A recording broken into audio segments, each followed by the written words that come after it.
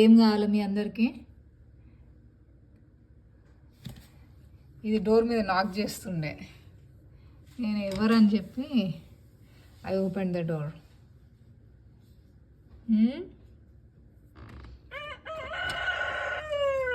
Move, జరగండి జరగండి.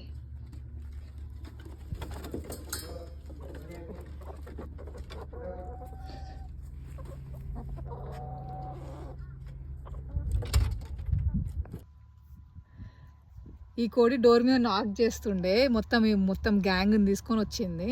So నేనేం చేసిన, డోర్ ఓపెన్ చేసి చూసి బయటికి వచ్చిన. మెట్ల మీద వచ్చి కూర్చుంటే అన్నీ వెళ్ళిపోయినాయి, అంటే ఇక్కడ కింద ఉన్నాయి.